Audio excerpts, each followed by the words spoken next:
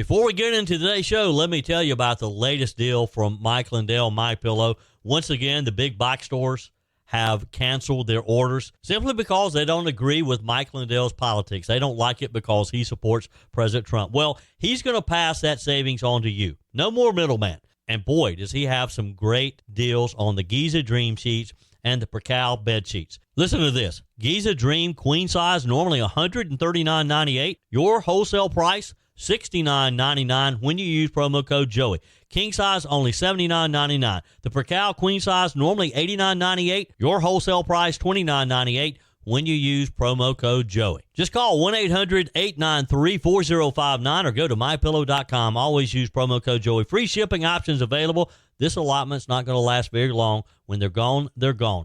MyPillow.com, promo code Joey. Thanks for joining me in the PhD Weight Loss and Nutrition Studios. To lose weight for the last time, visit myphdweightloss.com. Welcome in on this Monday. Here's what we're going to be talking about. An illegal migrant accused of shooting a CBP agent was arrested in New York City and released 4 times despite deportation orders. Of course, this was under the Biden administration policies. We got the full story for you. President Donald Trump threatened to hold up the Washington Commanders' plans to build a new stadium in D.C. if the team doesn't go back to using the old team mascot, the Redskins.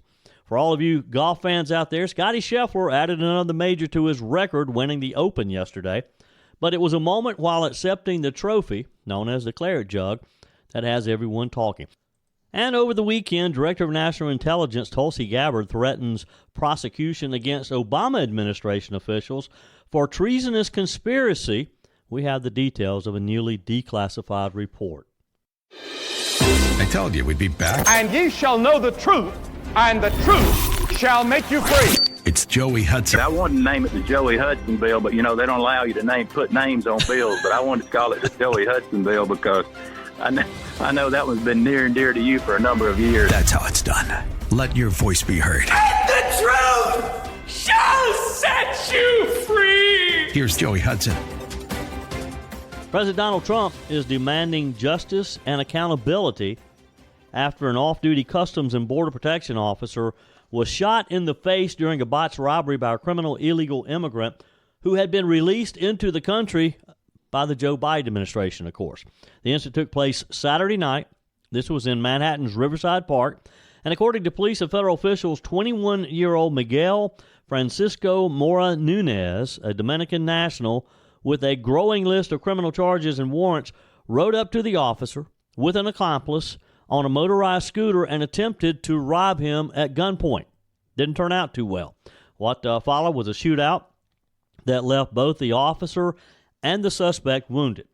President Trump, who has consistently, of course, warned of rising crime tied to illegal immigration, wasted no time slamming President Joe Biden's policies as the root cause of what he called a preventable tragedy. He posted on True Social Sunday morning, last night in New York City, an incredible CBP officer was shot in the face by an illegal alien monster freed into the country under Joe Biden. He was apprehended at the border in April 2023, but instead of being deported, he was released.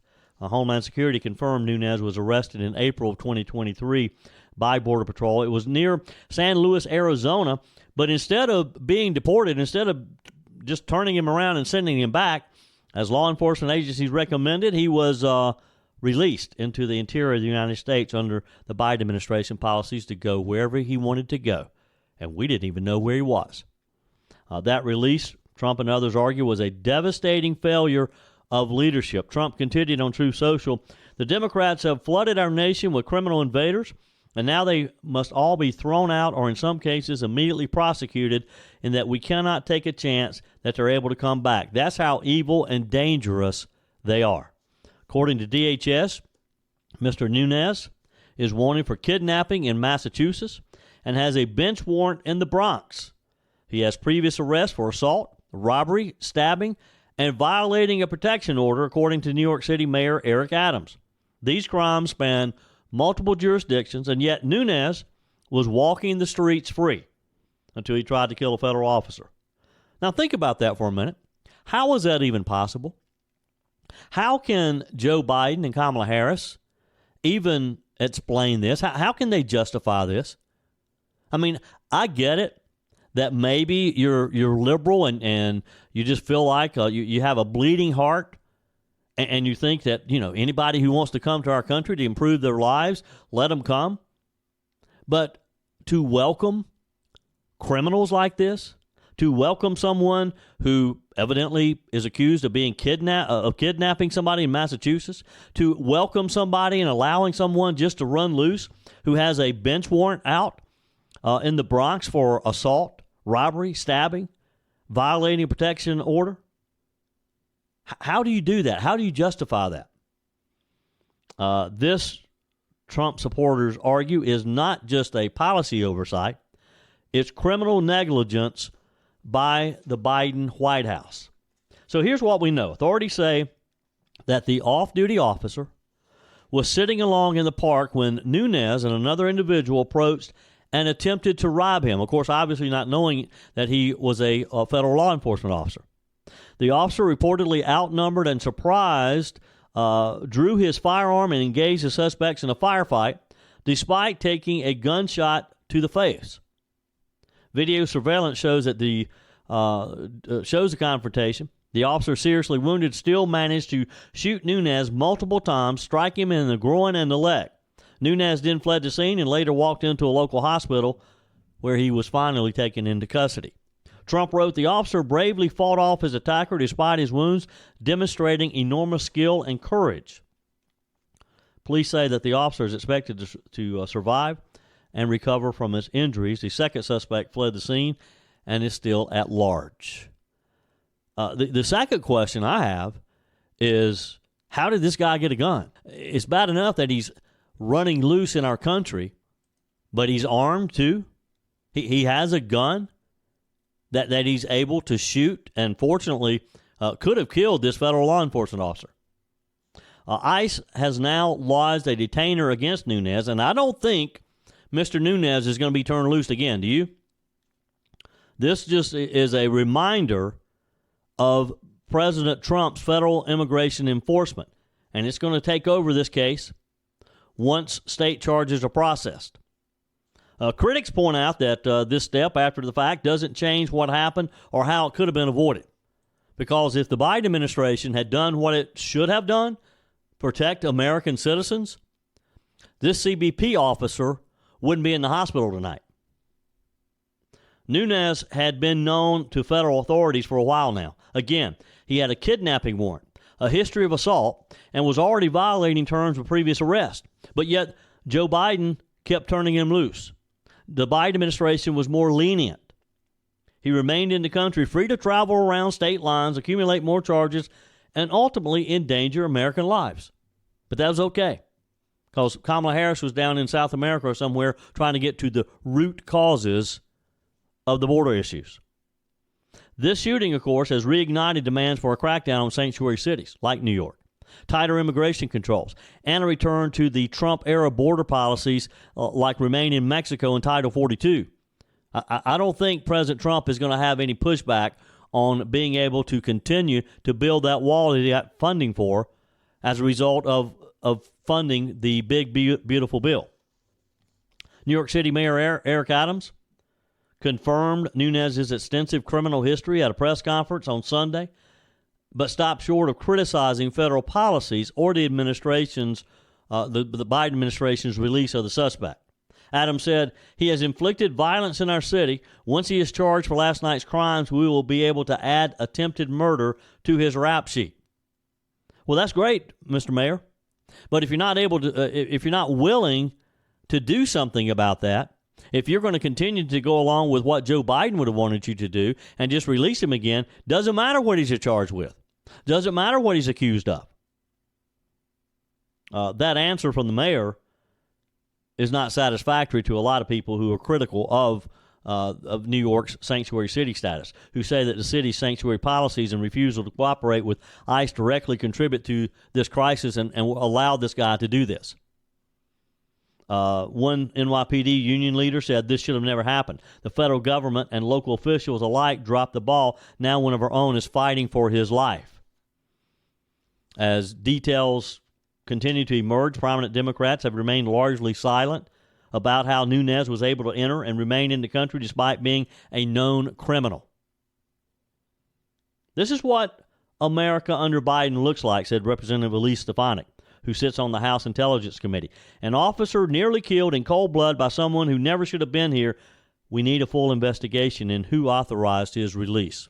And they should. They should drill down to every one of these charges against him and find out who exactly allowed him to be released each time. The timing of this incident couldn't be more politically charged. Heading into the 2026 midterms, Republicans are doubling down on law and order messaging, promising to restore border enforcement, and again, repealing sanctuary city protections and continuing to build the wall, as we now have funding to do so. This may just be the catalyst that starts the narrative of law and order and securing the southern border and deporting those who are already here as we go into the 2026 midterm elections. Joey Hudson here. America is facing a health crisis, and the answer isn't more meds. I lost over 30 pounds on the PhD weight loss plan without Ozempic or any weight loss shots. Don't settle for a lifetime of medication. GLP-1 injections like Ozempic help some people lose weight, but they come with side effects, high cost, and most gain it back when they stop. At PhD Weight Loss, we reveal Big Pharma's big secret. Your body already makes GLP-1, the appetite-fighting hormone. Our program helps your body make it naturally so you'll drop the pounds faster. With the PhD method, no side effects, no long-term risk, no rebound weight gain, just natural, lasting results, all without hunger or cravings. Right now, get a free body scan and personalized metabolic assessment. Discover your body's true potential without a shot. It's free and gives you the keys to your personalized plan. Do like I did and don't trade your health for a quick fix. Call now at 864-644-1900. That's 864-644-1900 or visit myphdweightloss.com, myphdweightloss.com. One more thing before we move on from immigration and southern border security. Former ICE agents are being offered a significant incentive to go back to work. Many agents who left the agency after becoming demoralized during the Joe Biden and Kamala Harris years could now earn themselves $50,000 as a bonus if they return to their former roles. Here's the story. In an email obtained by the New York Post, dubbed Operation Return to Service, agency officials urged their former employees to come back and thank them for their previous service. The email reads, due to the prior administration's disastrous immigration policies, the men and women of ICE now face unprecedented challenges. Your experience and unwavering commitment are critically needed to secure our communities and uphold our laws. It goes on to say, you served the United States of America with distinction and honor. Now your country calls upon you to serve once more. By returning to ICE, you're providing an honorable, indispensable service to our nation. The agency is offering a $10,000 signing bonus to former agents who return to service, along with an additional $10,000 for those who apply by August the 1st. Now, those who sign contracts and return to work are also eligible for an annual bonus of $10,000 for up to 3 years. So you do all of that, and you could end up with an extra $50,000 in your pocket if you're a former ICE agent. The ICE website, according to the Post, has since confirmed the existence of this operation. ICE confirmed that the recent passage of the One Big Beautiful Bill Act has enabled the agency to, quote, significantly expand its workforce, beginning with the return of former personnel. Makes sense, doesn't it? Look, if you got experienced ICE agents out there, rather than hiring new people who have to be trained, entice some of the old ones to come back. They only left because of Joe Biden. Come back and let them do their job. Let them do what they were trained to do. The legislation, of course, the One Big Beautiful Bill, allocated an additional $75 billion to ICE to support President Trump's intensified immigration enforcement agenda. Meanwhile, a further $30 billion was earmarked for arrest and deportation operations, and $45 billion designated for expanding detention infrastructure. Got to have a place to put them temporarily, because we're not turning them back. We're not turning them loose anymore. Not going to let them run loose. Agents will be tasked with helping carry out President Trump's policy of mass deportations of those who are here illegally. While the number of illegal immigrants living in the U.S. is a disputed number, we don't know how many. We know that there's 10 million, 50 million, 20 million. Who knows? But we do know that there is millions who have entered the country at the invitation of Joe Biden and Kamala Harris, and they were allowed to freely come in. Despite their efforts to increase deportation, ICE has struggled, we're told, to significantly ramp up their operations due to a lack of manpower and determination of Democrat lawmakers to keep them in the country. There's so much pushback still by the courts, by these rogue judges. So, hey, if you are a former ICE agent or you know of someone, you have a family member, a friend, let them know about this. They may want to go back and earn an extra $50,000 over the next 3 years. So this weekend, President Trump lit a fire under the Washington Commanders, used to be known as the Redskins, and the Cleveland Guardians, who used to be known as the Indians.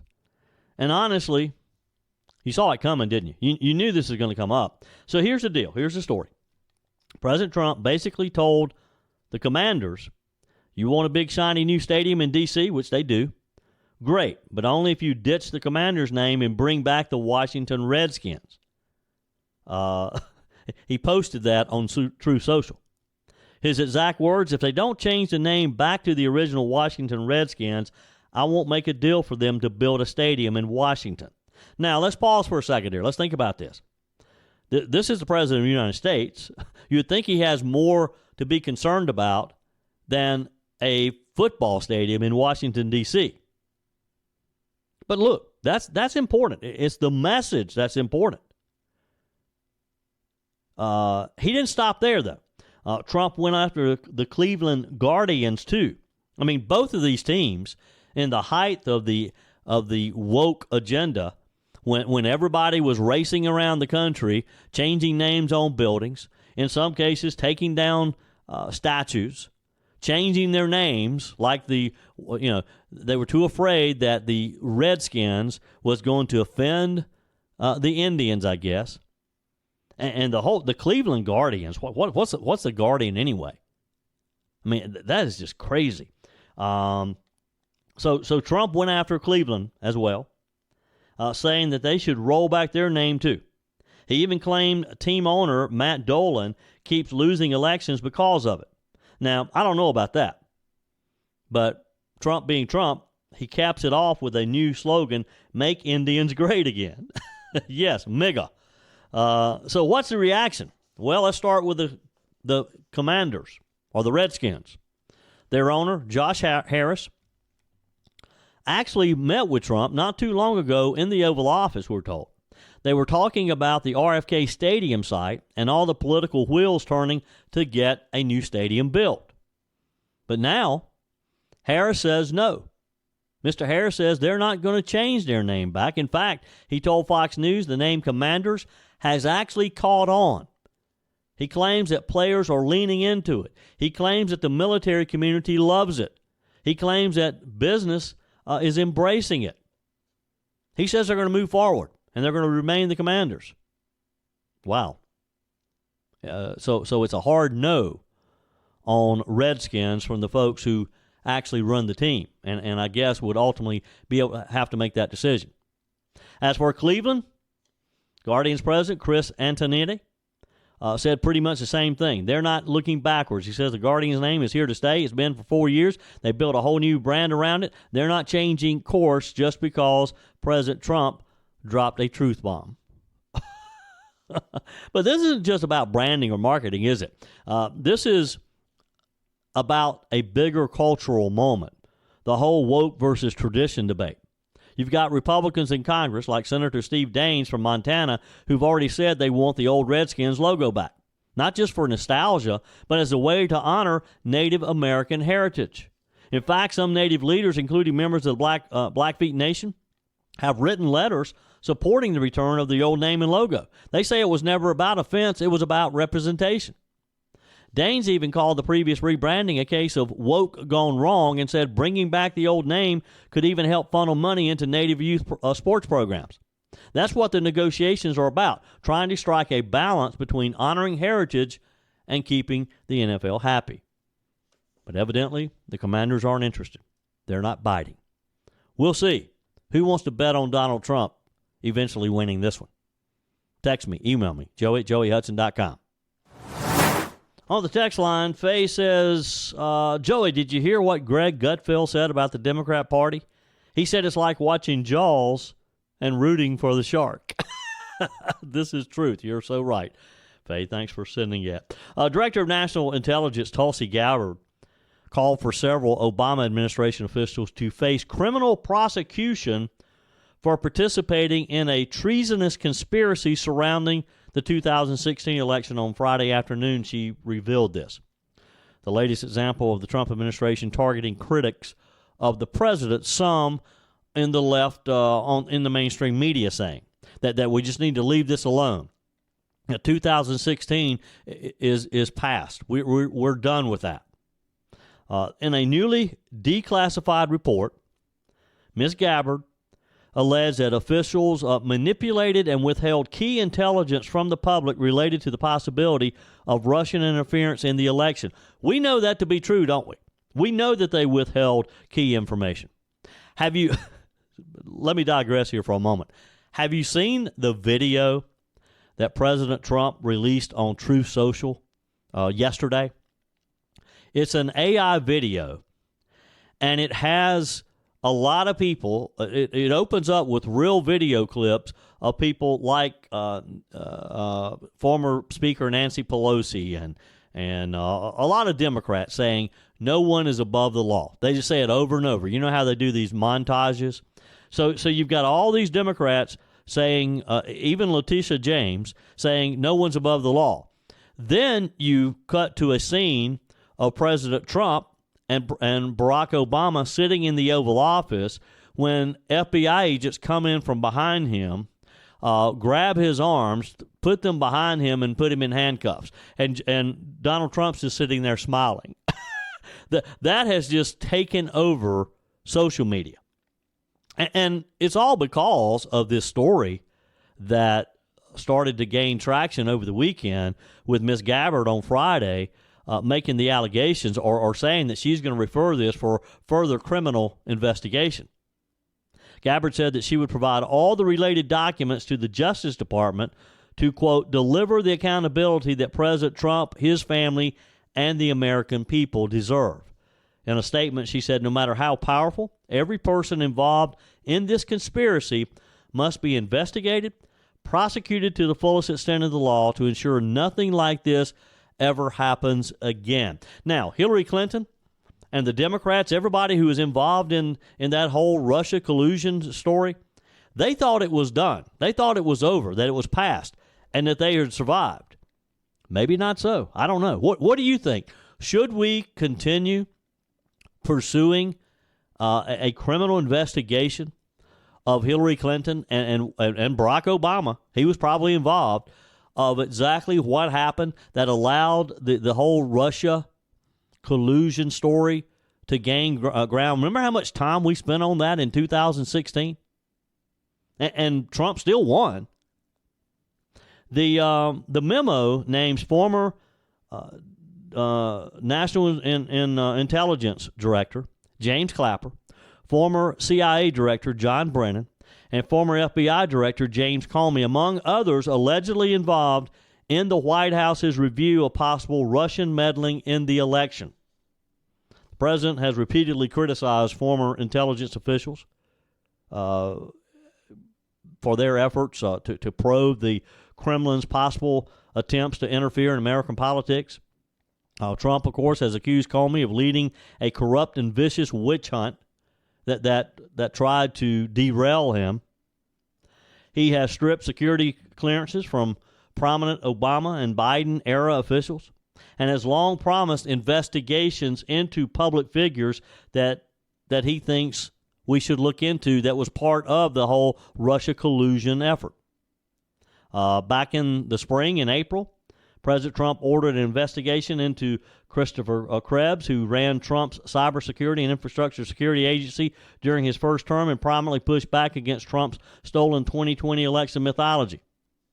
Politico says that Clapper and Brennan, they reached out to them to try to get a response of this latest, that they would not respond to requests, and that James Comey declined to comment. Of course they don't want to talk about this. Why would they want to talk about this? Gabbard's report centers on intelligence that foreign adversaries did not use cyber attacks on election infrastructure to alter the U.S. presidential election outcome in an attempt to discredit larger investigations and warnings about Russia meddling in the 2016 election. Obama-era officials said shortly after the 2016 election that there was no credible evidence of voting totals being manipulated, even as a third-party candidate filed for recounts in some of the swing states. Remember all the chaos around this? Mark Elias, a powerful Democrat attorney who represented Hillary Clinton's campaign in 2016, said in response to the recount back then that the campaign had not uncovered any actionable evidence of hacking or outside attempts to alter the voting technology. Look, we know it was up and up. We know that Donald Trump soundly defeated Hillary Clinton. Representative Jim Hines, he's a Democrat from Connecticut, is accusing Ms. Gabbard of rehashing decade-old false claims about the Obama administration in an attempt to change the subject in a Friday afternoon statement. He said, baseless accusations of treason are unfortunately par for the course for this Director of National Intelligence, but that doesn't make them any less damaging and unacceptable, he said. The IC leaders in 2016 understood that they took an oath to the Constitution, not to President Trump. I wish Director Gabbard could say the same. Look, the Democrats are going to push back hard because they don't want anybody digging around in this. Mr. Himes pointed to a report produced by the Republican-led Senate Intelligence Committee during the first Trump administration, which is regarded to be the most thorough publicly available account of Moscow's attempt to try to sway the election. The committee's 3-year investigation concluded that the Kremlin waged an aggressive effort to interfere in the presidential election. They spent a lot of money, millions of dollars. It also found that the Trump campaign's team contact with Russian officials just weren't there, just didn't happen. This was a bipartisan committee. They reported that they did not reach a conclusion either way as to whether the president's allies had knowingly colluded with Moscow to boost his chances in the poll, or that Hillary Clinton's and the Democrats tried to also work with Russia to try to interfere in the election. Of course, the Democrats now, and those over the weekend who have seen Gabbard's latest report, are trying to throw shade on it. They're reminding people that at the time, the Senate's report was endorsed by then Senator Marco Rubio, who's now, of course, Secretary of State under President Trump. We'll see. Again, I go back to my question. Is this something that we should continue to spend time on, spend money, resources on? Or do we just let 2016, do we just kind of try to forget that and move on, move forward? Text me, email me, joeyhudson.com. Quick story out of New York. Andrew Cuomo is threatening to do one thing that every fed-up New Yorker jokes about but just never actually does, and that's leave New York and move to Florida if this young man, Zoran Mamdani, becomes the next mayor of New York City. Cuomo says he's out, gone, headed south. Palm trees, humidity, the high temperatures and all. Cuomo made the comments at a private gathering hosted by John Catsimatidis, who is a billionaire supermarket owner who would stand to lose a lot if this young man wins and takes the grocery stores, takes charge of them and lets the government run them. He, a few real estate heavy hitters in New York City who own lots of apartments, lots of commercial buildings, say that it could be devastating to the real estate market. So what? So back to Cuomo. What set Cuomo off? Well, in short, Zoran Mamdani, who's being described as a Muslim communist, who just beat Cuomo, by the way, in the Democrat primary, is now, of course, the front runner and is expected to probably win in November. Cuomo didn't mince words. He called Mamdani's campaign full of unrealistic bumper sticker slogans, mocked him as just a kid, and warned that his rent control policies would be a death sentence for landlords in New York's already squeezed housing market. But the headline moment when Cuomo said, "We either win or even I will move to Florida, God forbid." Now, what Cuomo may not understand is this could help Mamdani to win, because there's probably a lot of New Yorkers out there who would love to see Cuomo leave New York. So they could just decide, well, this is how we get rid of the guy. This is how we once and for all get rid of Andrew Cuomo. Now, wouldn't that be a hoot? Your comments are welcome on the Furman Ford text line, 864-477-JOEY. That's 864-477-5639. Emails always welcome, joey@joeyhudson.com. Speaking of the Furman Ford text line, it's never been more important to support locally run businesses owned by people who actually live here in the upstate. Let me take a minute to talk with you about our friends at Furman Ford. If you're looking for a new vehicle, maybe a great pre-owned vehicle, one you could trust, or maybe you're looking to order that special vehicle.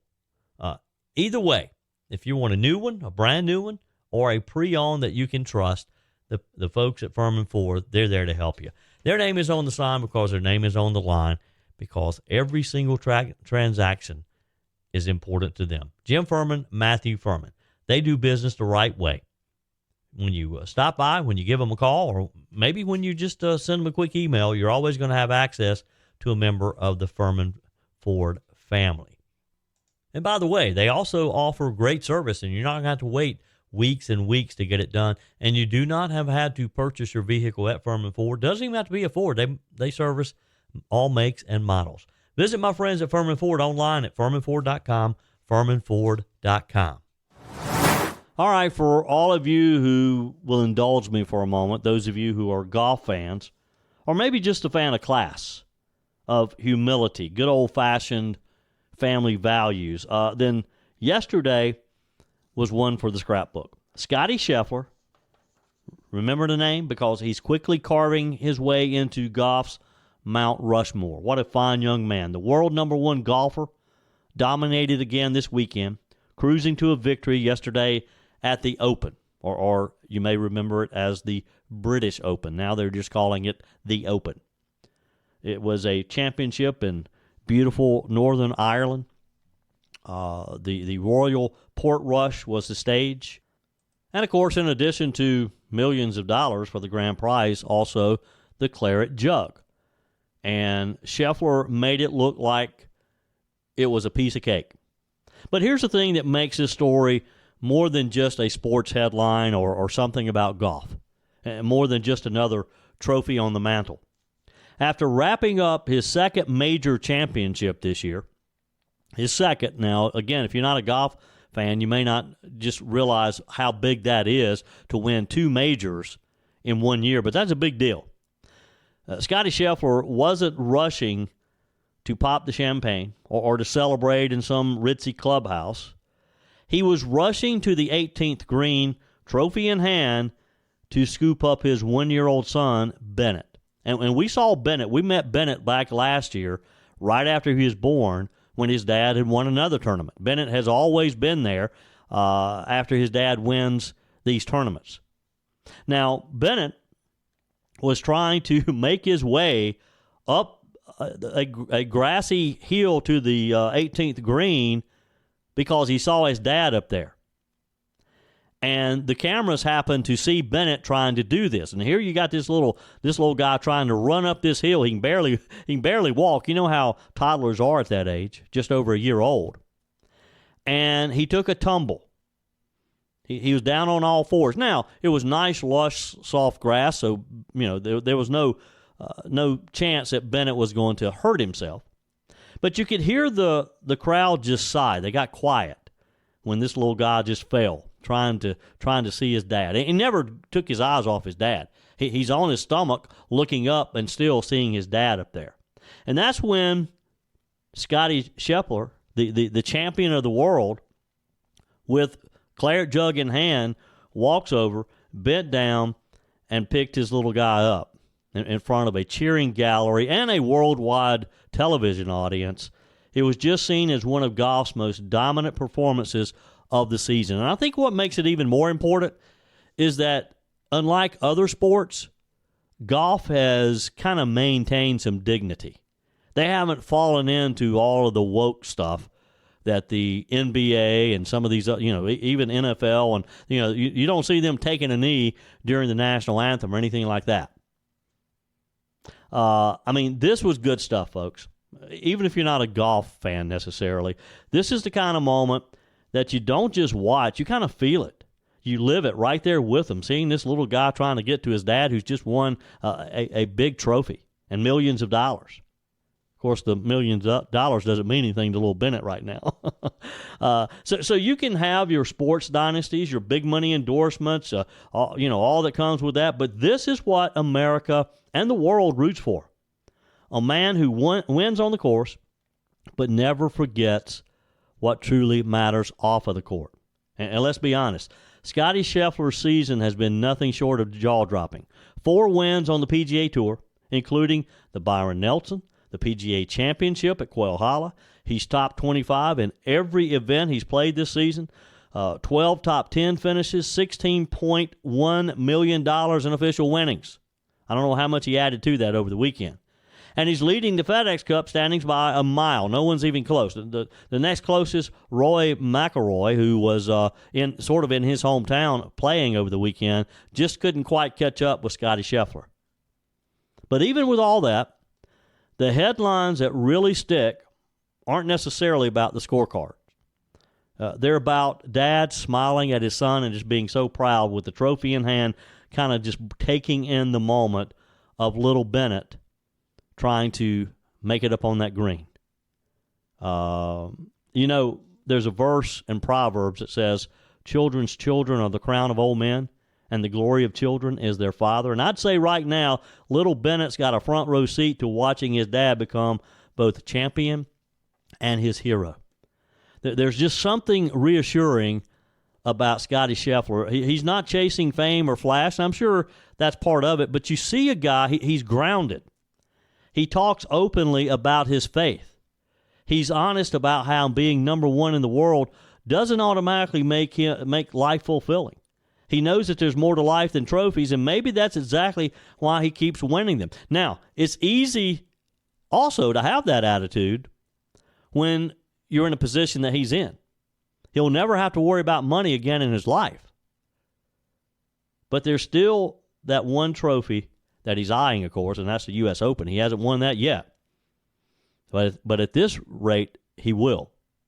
That's the last piece of the career Grand Slam puzzle. He's won the Masters and the others, but that's the piece that he's lacking yet. So hats off to Scottie Scheffler, the pride of American golf, the kind of athlete that we can hold up to our kids and our grandkids, and we can say, look at that. That's how you win, with excellence, with humility, and with family by your side. So I just congratulations to Scottie and to little Bennett. Keep practicing those victory laps, buddy. Something tells me that you're going to be a champion yourself. And one more thing before we get off of this, and about Scottie Scheffler. In a rare interview recently, just last week, where he opened up about his personal beliefs, and again, he hasn't necessarily shied away from talking about his faith, but this was kind of special because he had a message for all of us. Sometimes the most powerful words come dressed in a smile. And that was the case with Scottie Scheffler when he casually dropped a truth bomb. He said, if I win, it's going to be awesome for 2 minutes. Now, he was asked about if he were to win yesterday. Not exactly what you'd expect from a 3-time major champion, but it wasn't bitterness, it was honesty. Just, hey, yeah, it's great to win. But when the clapping stops and when the crowd goes away and when I go back home, it's just me and my family, my wife and my son. Scheffler's dominance, of course, in the golf world is unmatched right now. He's winning all the time. He makes it look easy. But what he's saying is something deeper. The trophies don't fill the tank. The applause fades, the lights go down, and at the end of every day, it's just dinner with your family. And that's what really matters. He's not necessarily saying that his life is only full because of winning golf trophies and the millions of dollars that comes with it. He's playing the game because he loves it, because it challenges him, but not because it's the only thing in his world, not because it just totally defines him. The world tells us that the win will satisfy every craving, but Scheffler's message is it doesn't. What does is his faith, family, and purpose, and that's the stuff we all need to remember. We need to take that out of Scotty Scheffler's playbook. That's it for today's show. Tara's up next, followed by Mike Gallagher, Bill Frady, Charlie James. We're back again tomorrow at 5 a.m. for more of Sunrise Carolina. Until then, folks, remember, God truly does have this. He's in control. That's it for today's edition of Just the Truth. Thanks for joining me in the PhD Weight Loss Studios. To lose weight for the last time, visit myphdweightloss.com. If you haven't joined my mailing list yet, visit my website, joeyhudson.com. Click on the Connect with Joey button so that you can receive our emails and the most up-to-date news. Also, join me on my YouTube channel. Be sure and like, comment, and subscribe. Just search for Joey Hudson. As always, thanks for spending a few minutes of your day with me. Do me a favor and forward this episode to a few friends. Just click on the share button and send to your contacts. We need to build an army of conservatives to win our country back, and we can do that by continuing to share the truth with our friends and family. Keep those comments coming via the Furman Ford text line, 864-477-JOEY. Email to joey@joeyhudson.com, and I love your messages on the MyPillow message line. Again, that's 864-477-JOEY, 864-477-5639. Be sure and take advantage of the MyPillow special, just $14.88 on the standard MyPillows when you use promo code Joey. Order online at MyPillow.com or call 800-893-4053. We're back again tomorrow and hope you'll plan to join us. Until then, remember, God's got this. He's still in control.